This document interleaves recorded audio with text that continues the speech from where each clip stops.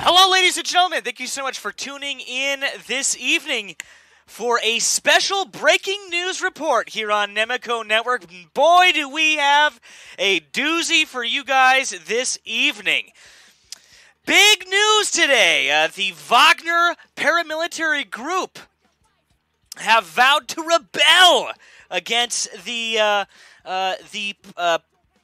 proper Russian government. For those that don't know, Wagner is kind of a separate paramilitary company, so to speak, a mercenary group. They aren't part of the Russian military. I know a few people were confused about that. But again, they've the owner of the Wagner private military group or contractor made his most direct challenge to the Kremlin yet, calling for an armed rebellion aimed at ousting Russia's defense minister. The security services reacted immediately by calling for the arrest of Yevgeny Prigozhin. Yes, big shout out to all of you guys that are tuning in at 1 a.m. here on the East Coast of the United States of America. It's 1 a.m. here, Eastern Standard Time. Wagner Group financier Yevgeny Prigozhin appears to have launched an armed rebellion on the 23rd of June to force a leadership change within the Russian Ministry of Defense, which is unlikely to succeed. Wagner PMC claims that Russia's Chief of General Staff Valery Gerasimov fled the Rostov MOD headquarters and is trying to hide in his friend's apartment in the city. He's like, yo, bro, you gotta hide me. I'll stay just for a night or two until things cool off. This allegedly shows, this comes from Max23, unverified on Twitter, so keep that in mind. This apparently shows Wagner units driving past Russian policemen who just stand and watch. Доброе утро, ребят! Footage reportedly of Wagner convoy in Vernizia Oblast. This is a Wagner convoy here that we're seeing on screen. Allegedly. Reportedly. It's like the local authorities in Rostov have set up barricades made up by buses, but the troops, which are presumably Wagner units, simply bypass them by going over the sidewalk and the lawns nearby, while Oman units just look at them. I think Wagner is now taking over Rostov. Source is Nexta here.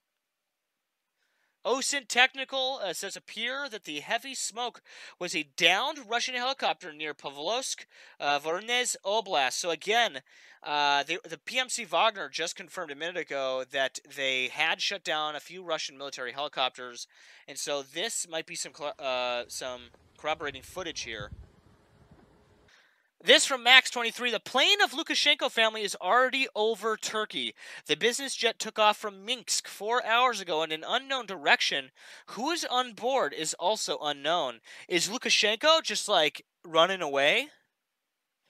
Is Lukashenko just making a mad dash for it?